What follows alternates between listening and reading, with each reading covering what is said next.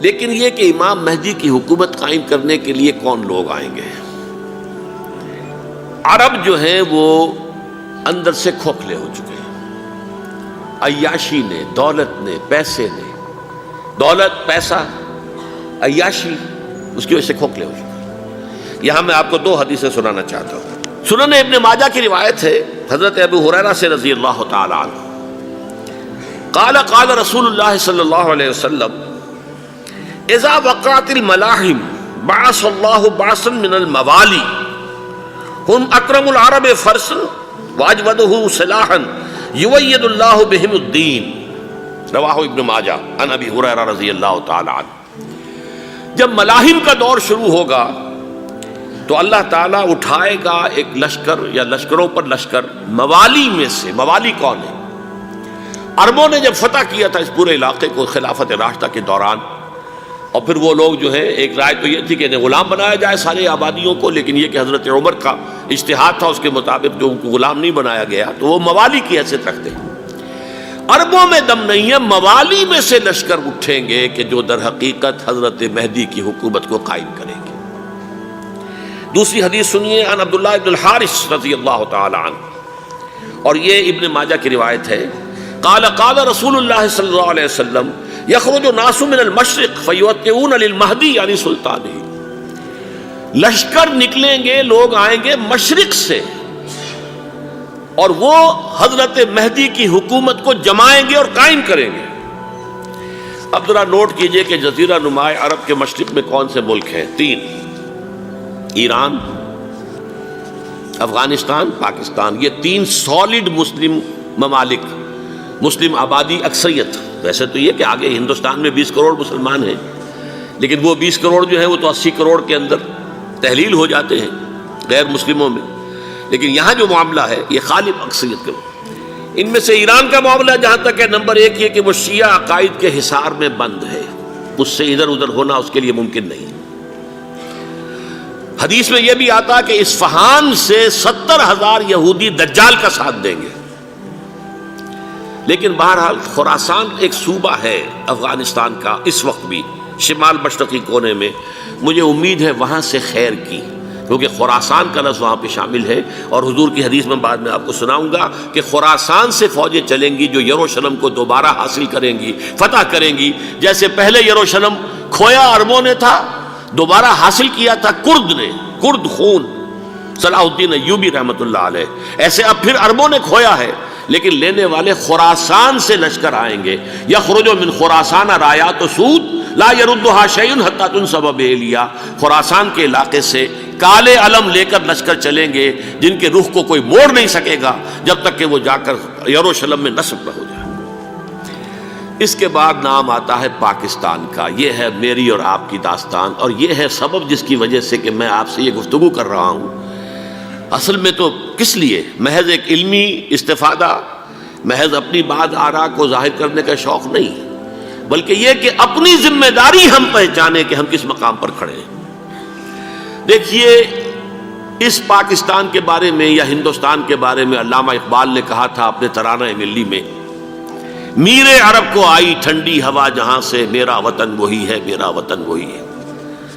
اور مجھے بتایا گیا کہ سنن ابی داؤد میں یہ روایت موجود ہے کہ حضور نے فرمایا کہ ہندوستان کی طرف سے مجھے ٹھنڈی ہوا آتی ہے، اگرچہ مجھے وہ حدیث ابھی نہیں ملی ہے، لیکن حزب التحریر کا ایک کارڈ مجھے ملا تھا، تو اس میں اس حدیث کا اور اس میں ابو داؤد کا روایت کا حوالہ موجود تھا۔ لیکن میں جو چیز آپ کو بتا چکا ہوں وہ یہ کہ الف ثانی کا پورا تجدیدی کارنامہ اس ہندوستان کی سرزمین میں ہوا۔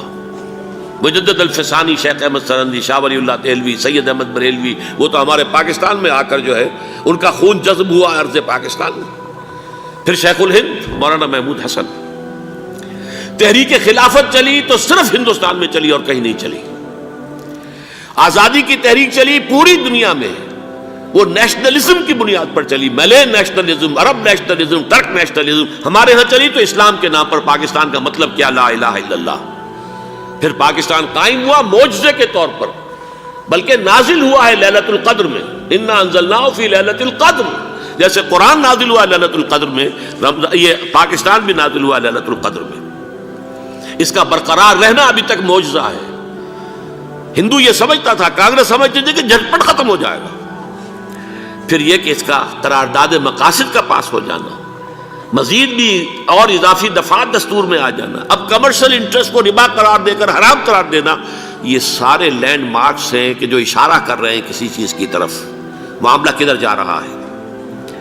پھر یہ کہ یہ جو 14ویں صدی کے مجدد تھے شیخ الہند، اس کے بعد سے کچھ ایسی شخصیتیں عظیم پیدا ہوئی ہیں ہند میں، جن کو میں سمجھتا ہوں کہ 14ویں صدی کے مجدد اور 15ویں صدی کے مجدد کے درمیان یہ 15ویں صدی کے مجدد کی راہ کو سیدھا کرنے والے، جیسے کہ حضرت یحییٰ نے کہا تھا میں تو آنے والے کا راستہ سیدھا کر رہا ہوں حضرت عیسیٰ کے لیے، ایسے ہی 15ویں صدی کے لیے امام مہدی کے لیے راستہ صاف کرنے والے سب سے پہلے علامہ اقبال، جنہوں نے اسلام کا تصور دین کی حیثیت سے دوبارہ زندہ کیا ہے، ورنہ اسلام ایک مذہب کی شکل اختیار کر چکا تھا۔ پھر مولانا مودودی، مولانا ابوالکلام آزاد حکومت الہیہ کے نعرے کے ساتھ میدان میں آئے۔ یہ اقبال نے جو تصور پیش کیا تھا اس پر عملی جد و جہد کے لیے حزب اللہ قائم ہوئی ہے۔ نوٹ کر لیجئے 11 برس کا فرق ہے عمر کا علامہ اقبال کے اور ابوالکلام کے، اور 1913 میں جب حزب اللہ قائم کی ہے اس وقت علامہ اقبال کی ملی شاعری اپنے عروج کو پہنچ چکی تھی۔ پھر یہ کہ علامہ اقبال کے بعد تعمیل جو ہے اس کام کی وہ ابوالکلام نے کی، لیکن روایتی علماء نے کی شدید مخالفت کی وجہ سے وہ بددل ہو کر چھوڑ گئے، کانگریس میں شامل ہو گئے، بساط جو ہے حزب اللہ کی انہوں نے لپیٹ دی۔ پھر مولانا مودودی آئے، انہوں نے وہ ڈور جو ہے اس کا سرا تھاما، جماعت اسلامی قائم کی حکومت الہیہ ہی کے قیام کے لیے، اگرچہ میرے نزدیک یہ کہ وہ انتخابی اور ایک قومی سیاست کی ایک جماعت بن کر پاکستان میں جو ہے دلدل میں پھنس گئی ہے۔ اب ہم اس کی کوشش کر رہے ہیں، تنظیم اسلامی اور یہ تحریک خلافت جس کے تحت یہ جلسہ ہو رہا ہے، یہ ساری چیزیں وہ ہیں کہ آپ کو سوائے پاکستان کے اور کہیں نہیں ملیں گی پوری دنیا میں۔ معلوم ہوتا ہے کہ پاکستان کو بہت بڑا رول پلے کرنا ہے اس میں، اور اس کے ساتھ اب جمع کر لیجئے افغانستان کی عمارت افغانستان، اسلامی عمارت افغانستان قائم ہو چکی ہے۔ یہ پچھلے 20 سالوں میں جو کچھ وہاں ہوتا رہا ہے اس سے پہلے تصور نہیں ہو سکتا تھا۔ علامہ اقبال کے فرزند بھی دیکھ کر آئے ہیں، تو اگرچہ وہ خود میں سمجھتا ہوں کہ خاصے انہیں آپ لبرل کہیں، آزاد خیال کہیں، لیکن اس درجے متاثر ہو کر آئے تھے کہ انہوں نے یہ کہا افغانستان میں جو میں نے حالات دیکھے ہیں کہ اگر 2-4 اور مسلمان ملکوں کے اندر یہ نظام قائم ہو جائے تو پوری دنیا مسلمان ہو جائے گی۔ یہ سب کچھ کیسے ہو رہا ہے؟ یہ آنے والے دور کی جھلکیاں ہیں۔ Coming events are casting their shadows before. یہ سب بتا رہے ہیں کہ پاکستان افغانستان کو مل کر اس میں کوئی عظیم رول پلے کرنا ہے، اور اس کے ضمن میں اب میں علامہ اقبال کے بارے میں آخری بات کہہ رہا ہوں۔ علامہ اقبال کے بارے میں عام یہ خیال ہے، انہوں نے اپنے خطبات میں مہدی کا اور نزول مسیح کا، حالانکہ میں کل پڑھ رہا تھا مولانا سید احمد اکبر آبادی رحمۃ اللہ علیہ کا ایک مقالہ ان کا کہ علامہ اقبال نے ابن خلدون کے بارے میں یہ کہا ہے کہ مہدی کا اور نزول عیسیٰ کا دونوں کا انہوں نے انکار کیا ہے، حالانکہ ابن خلدون نے نزول عیسیٰ کا انکار نہیں کیا، صرف مہدی کا انکار کیا ہے۔ بہرحال علامہ اقبال نے خطبات میں انکار کیا ہے، لیکن یہ کہ اپنی شاعری کے اندر میں چیلنج کرتا ہوں کسی بڑے سے بڑے اقبال شناس کو، ان کا یہ شعر ذرا سنیے: خضر وقت از خلوت دشت حجاز آید بروں، کارواں زی وادی دور و دراز آید بروں۔ خضر وقت، امام وقت، رہنمائے وقت، قائد وقت، خلوت دشت حجاز، حجاز کی صحرا کی کسی خلوت گزینی سے نکل کر باہر آئیں گے۔ میں حیران ہوتا ہوں علامہ کے اس فکر پر اور اس مصرے پر۔ یہاں انہوں نے شیعہ اور سنی دونوں کے کانسیپٹ جمع کر دیے۔ شیعہ کا کانسیپٹ یہ چھپے ہوئے کسی غار میں وہاں سے برآمد ہوں گے، اور ہمارا کانسیپٹ میں ام سلمہ رضی اللہ تعالیٰ عنہ کی حدیث سنا چکا، چھپے ہوئے ہوں گے وہ وہاں پر، مدینے سے نکل کر آ کر مکے میں چھپ جائیں گے۔ اس خانہ جنگی کی حالت میں لوگ ان کی طرف دیکھ رہے ہوں گے، سوچتے ہوں گے انہیں میدان میں آنا چاہیے، کوئی پارٹ پلے کرنا چاہیے، امت کی رہنمائی کرنی چاہیے، لیکن وہ چھپیں گے، وہ کارے ہوں گے، وہ اس ذمہ داری کو قبول نہیں کرنا چاہیں گے، جا کے چھپ جائیں گے مکے میں، وہاں سے مکے والے انہیں نکالیں گے، اور وہ کارے ہوں گے، انہیں بالکل یہ پسند نہیں ہوگا کہ یہ ذمہ داری اٹھائیں۔ تو خضر وقت از خلوت دشت حجاز آیت بروں، کارواں زی وادی دور و دراز آیت بروں۔ کارواں جو چلے گا ان کی مدد کے لیے اس وادی دور و دراز، اس عظیم وادی دور و دراز، یہ وادی سندھ ہے۔ وادی سندھ جو ہے ہم سمجھتے ہیں کہ صرف یہ پاکستان اور پنجاب جو ہے یہ اس میں شامل ہے، سندھ اور پنجاب نہیں، افغانستان کا پورا مشرقی علاقہ اس میں شامل ہے۔ جیسے دریائے جہلم سندھ میں جا رہا ہے، جیسے دریائے گلگت سندھ میں آ کر ملتا ہے، جیسے دریائے چناب اور راوی اور جہلم اور یہ سب جا رہے ہیں اور آ رہے ہیں، اسی طرح دریائے کابل کہاں سے آ رہا ہے، دریائے گومل کہاں سے آ رہا ہے، ٹوچی کہاں سے آ رہا ہے، یہ سارا جو ہے ڈرین جو ہو رہا ہے، ایسٹرن جو ہے پارٹ آف افغانستان، یہ سب وادی ہے۔ اس وادی کے یہ دو حصے ہیں، ایک حصہ جو ہے یہ ادھر پاکستان میں ہے اور اسی وادی کا دوسرا حصہ جو ہے وہ افغانستان میں ہے۔ کارواں زی وادی دور و دراز آیت بروں، کارواں چلے گا یہاں سے، یخرج ناس من المشرق یؤتون للمہدی یعنی سلطان ہی، مشرق سے فوجیں چلیں گی کہ جو مہدی کی حکومت قائم کریں گی، اور یخرج من خراسان رایات و سود، اور خراسان سے سیاہ پرچم چلیں گے کہ جن کا رخ کوئی موڑ نہیں سکے گا، حتیٰ تنصب بیلیا، یہاں تک کہ وہ جا کر یروشلم کے اندر نصب ہو جائیں گے۔ حضرات، میں ایک میری گفتگو کا حصہ باقی تھا لیکن میں اسے چھوڑ رہا ہوں، اس لیے کہ گلوبلائزیشن جو اس کی ہوگی، جو خلافت علی منہاج النبوہ کی تجدید کامل حضرت مہدی کے ہاتھوں عرب میں ہوگی، اس سے پہلے اس کے لیے محنت، کوشش، جد و جہد پاکستان اور افغانستان میں ہو چکی ہوگی جو اسے سپورٹ کرے گی اور وہاں جا کر حکومت قائم کرے گی۔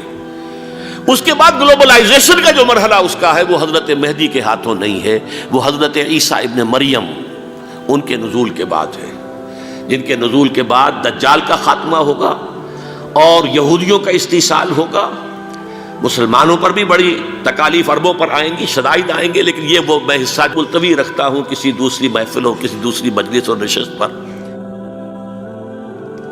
اب میں آپ کو ذرا اس جو انسانوں میں سے انسان دشمنی کا جن کا سب سے بڑا رول ہے، میں ان کی 2000 سالہ تاریخ کا آپ کے سامنے نقشہ رکھنا چاہتا ہوں۔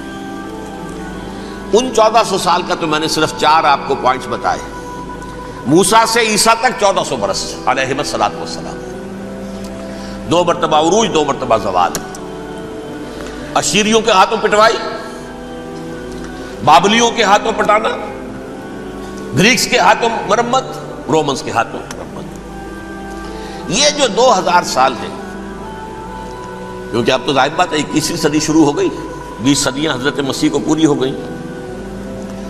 پہلی بات نوٹ کیجئے، حضرت مسیح کی پیدائش ہے سن 1 قبل مسیح۔ یہ نقطہ آپ نے کبھی سنا ہے یا نہیں؟ جب ملینیم کا سلسلہ شروع ہوا تھا پچھلے سال تو میں نے بیان کر دیا تھا کہ ایک عجیب حساب کے اندر انہوں نے غلطی کی ہوئی ہے۔ حضرت مسیح کی پیدائش ہوئی 25 دسمبر کو، سن انہوں نے شروع کر دیا، اس کے بعد جنوری آئی تو پہلا سال شروع ہو گیا۔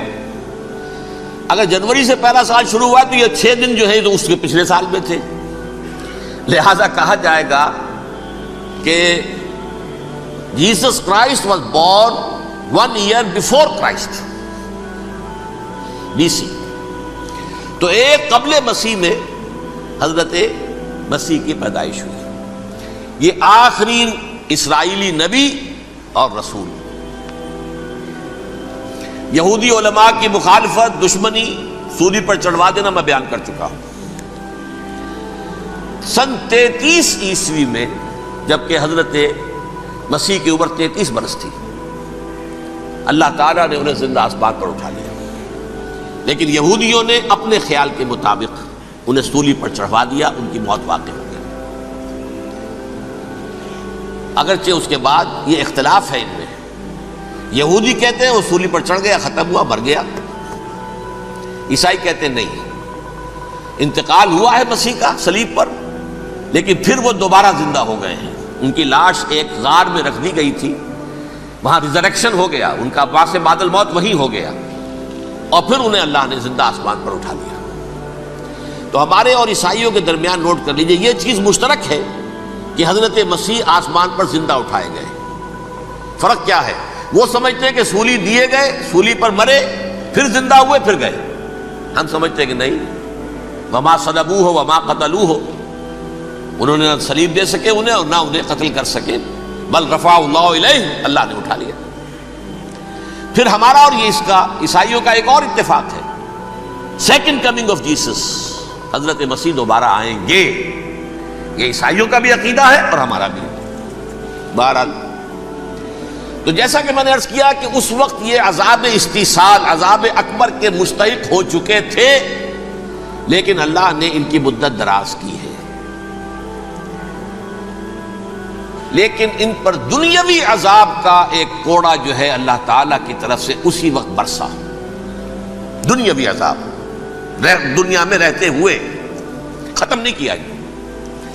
37 برس بعد، حضرت مسیح کے رفع سماوی کے 37 برس بعد، سن 70 میں یہودیوں نے بغاوت کی رومیوں کے خلاف۔ رومی ٹائٹس جنرل تھا ایک، اس نے پھر جو حملہ کیا ہے، 1,33,000 یہودی ایک دن میں قتل کیا یروشلم میں، اور ہیکل سلیمانی گرا دیا۔ وہ ہیکل پہلے بھی گرا تھا، پہلے 1400 سال کے دوران میں بھی نبوکڈنضر نے گرایا تھا، لیکن پھر اس کے 150 سال بعد انہوں نے دوبارہ بنا لیا تھا، اس لیے وہ اسے سیکنڈ ٹیمپل کہتے ہیں۔ پہلا ٹیمپل جو حضرت سلیمان نے بنایا تھا، نبوکڈنضر نے گرا دیا 587 قبل مسیح میں، پھر دوبارہ انہوں نے 150 سال کے بعد بنا لیا۔ وہ اس تاریخ کا حصہ ہے، میں نے جس کے بارے میں آپ کو تفصیل نہیں بتائی۔ اس میں یہ ہوا سن 70 میں وہ گرا دیا گیا، وہ آج تک گرا پڑا ہوا ہے۔ نمبر 2، یہ کہہ دیا گیا کہ یہودیوں اس ارض فلسطین سے نکل جاؤ، تم یہاں نہیں رہ سکتے اب۔ لہذا جس کا جہاں سینگ سمایا چلا گیا، یورپ میں چلے گئے، ایشیا میں آ گئے، عرب میں آ گئے، یہ 3 قبیلے جو رات بھی میں نے عرض کیا تھا، بنو قینقاع، بنو نذیر اور بنو قریظہ، یہ وہاں سے آ کے مدینے میں آباد ہو گئے۔ جس کا جہاں سینگ سمایا، افریقہ میں، ہندوستان میں، جہاں چلے گئے۔ ڈایاسپورا اسے کہتے ہیں، وہ آپ نوٹ کر لیجیے اس لفظ کو، ڈایاسپورا، ہمارا دور انتشار، جبکہ ہمیں ہماری اصل سرزمین تو فلسطین ہے، حضرت ابراہیم کا مسکن، حضرت اسحاق، حضرت یعقوب کا مسکن فلسطین، یہ ہے ہماری اصل جاگیر، یہ تو ہماری جدی پشتی جاگیر ہے، لیکن یہاں سے نکال دیے گئے سن 70 عیسوی میں، اور وہاں سے لے کے 1917 تک ان کا ڈایاسپورا جاری رہا۔ یہ دور انتشار ہے۔ اس دور انتشار کے اب چند حصے ہیں جس کو میں چاہتا ہوں کہ آپ علیحدہ علیحدہ سمجھ لیں۔ دور انتشار کا جو پہلا جو ہے، تقریباً 300 برس رومی حکمران تھے، وہ یہودیوں کے بھی دشمن تھے اور عیسائیوں کے بھی دشمن تھے۔ عیسائی اور یہودی ایک دوسرے کے بھی دشمن تھے، لیکن رومی سمجھتے تھے کہ یہ ایک ہی تھیلی کے چٹے بٹے ہیں۔ رومیوں کے نزدیک عیسائی بھی یہودیوں ہی کا ایک فرقہ تھے، کوئی علیحدہ مذہب تو تھا ہی نہیں۔ لہذا رومی جو ہیں، رومنز، وہ ان دونوں کو ستاتے تھے، مارتے تھے، اور یہ آپس میں لڑتے تھے۔ یہودی عیسائیوں کو مارتے تھے، عیسائی یہودیوں کو مارتے تھے۔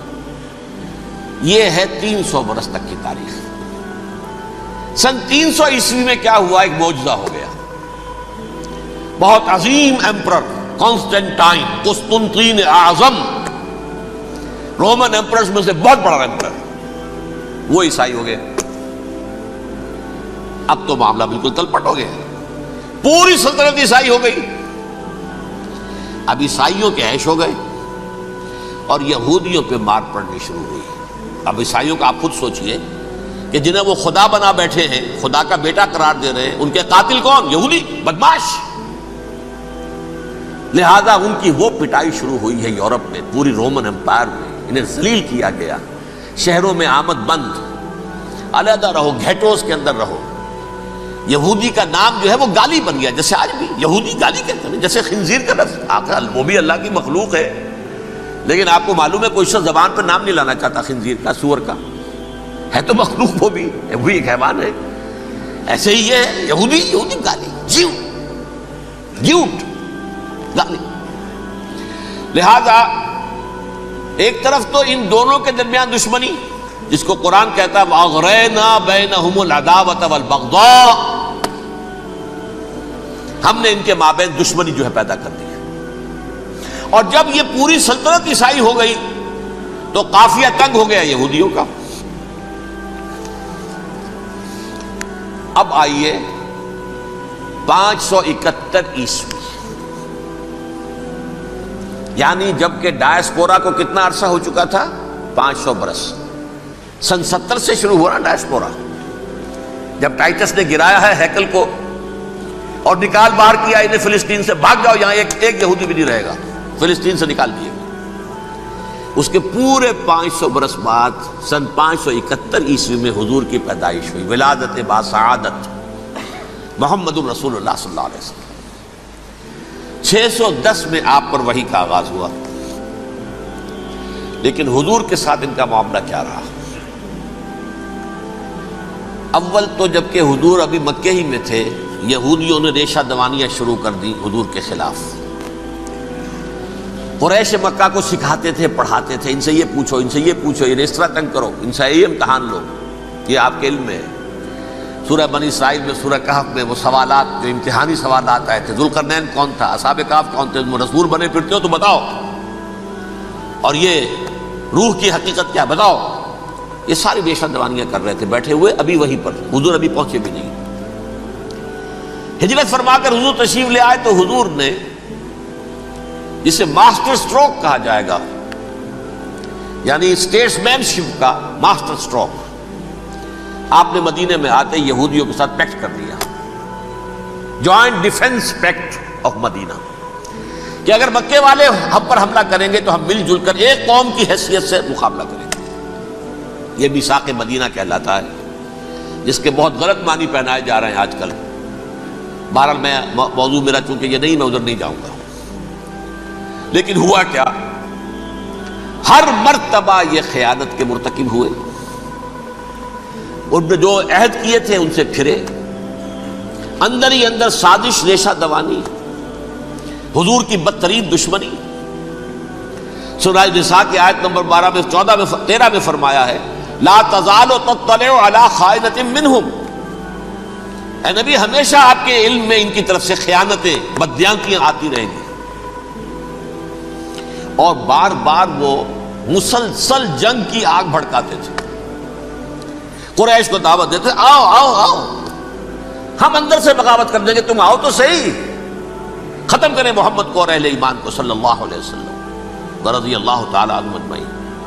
لیکن پھر جب وہ آتے تھے تو یہ دبک جاتے تھے، ان میں ہمت نہیں تھی، میدان کے مرد نہیں رہے تھے۔ یہ سورہ حشر میں ان کا نقشہ کھینچا گیا ہے، کھلے میدان میں مقابلے کی اس کے اندر صلاحیت ہی نہیں ہے، یہ تو فصیلوں کے پیچھے سے، جیسے عورتیں کہیں دیہات میں لڑائی ہوتی ہے تو مرد جو ہے گلیوں میں لڑتے ہیں، عورتیں اوپر سے پتھر پھینکتی ہیں، بس وہ کام یہ کر سکتے تھے، من ورائے جدر، فصیلوں کے پیچھے سے، جنگ میں میدان میں نہیں آ سکتے۔ بہرحال قرآن مجید میں ہے یہ، سورہ مائدہ کی آیت نمبر 64، کلما اوقدوا نارا للحرب اطفاها اللہ، اکثر و بیشتر مواقع پر تو یہ جب آگ بھڑکاتے تھے جنگ کی، اللہ اسے بجھا دیتا تھا۔ لیکن بہرحال اس کے باوجود جنگیں ہوئی، غزوہ بدر، غزوہ احد ہوئی کہ نہیں؟ یہ ساری اصل شرارت ہوئی، اور اس کے نتیجے میں حضور نے پھر ایک ایک کر کے 3 قبیلوں کو سزا دی۔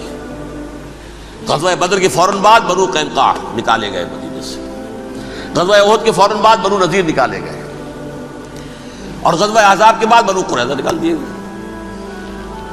یہ تو میں نے آپ کے سامنے رکھ دیا صرف حضور کے زمانے میں ان کا کیا رویہ رہا، دشمن۔ رات بھی ہم نے وہ آیت پڑھی تھی، لَتَجِدَنَّ أَشَدَّ النَّاسِ عَدَاوَةً لِلَّذِينَ آمَنُوا الْيَهُودُ وَالَّذِينَ أَشْرَكُوا، اہل ایمان کی دشمنی میں شدید ترین تم پاؤ گے یہودیوں کو اور مشرکین، مشرکین بھی بعد میں ہے، پہلے یہودی۔ حضور کے بعد کیا ہوا اب یہ نوٹ کیجئے، یہ ان کی تاریخ کا دوسرا دور ہے۔ حضرت عمر رضی اللہ تعالیٰ عنہ کا عہد خلافت ہے، بیت المقدس کا محاصرہ کیا گیا، فصیل بڑی اونچی، شہر اندر سے سیلف سفیشینٹ، حملے کا راستہ کوئی نہیں، محاصرہ طول کھینچ رہا ہے، لیکن ان کے پاس رسد بھی موجود ہے، پانی بھی موجود ہے، وہ دروازے بند کر کے بیٹھے ہوئے ہیں۔ بالآخر اللہ تعالیٰ کی مشیت کا ظہور کیسے ہوا؟ ان کے کچھ علماء آئے فصیل پر، کہا دیکھو مسلمانوں، تم قیامت تک بھی یہاں پڑے رہو گے محاصرہ کر کے، ہمارا یہ شہر فتح نہیں ہوگا۔ ہاں ایک درویش بادشاہ کے ہاتھوں یہ شہر فتح ہونا ہے، لیکن تمہارے اندر ہمیں وہ نظر نہیں آ رہا۔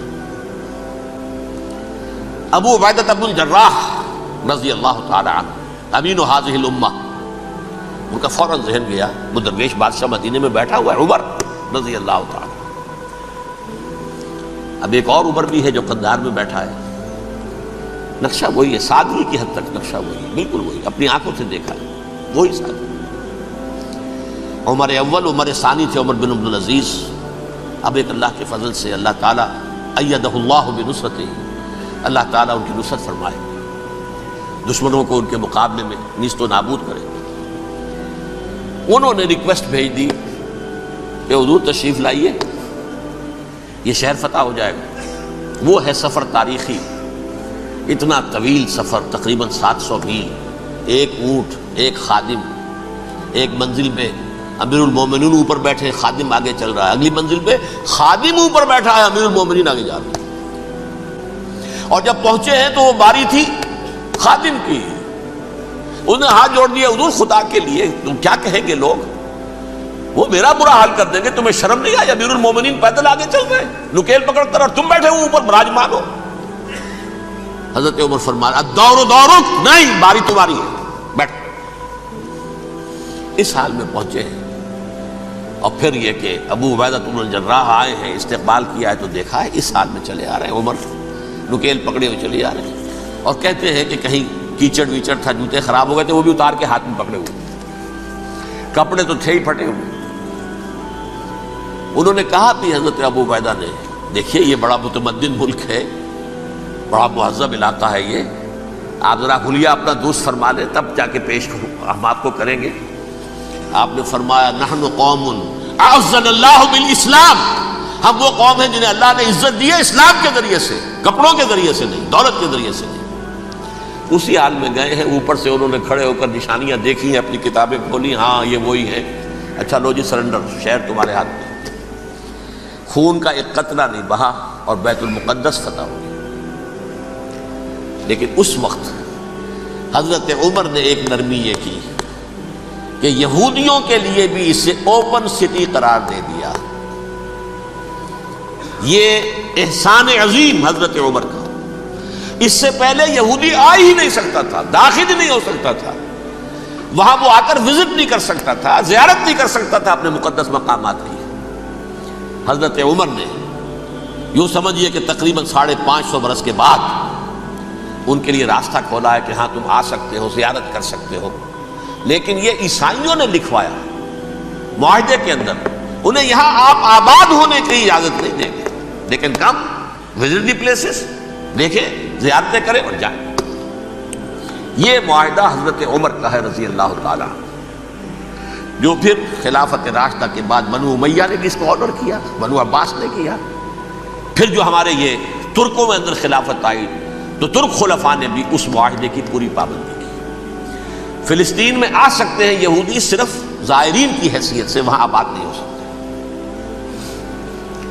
اب آئیے اگلا دور آیا حضرت عثمان کا دور خلافت۔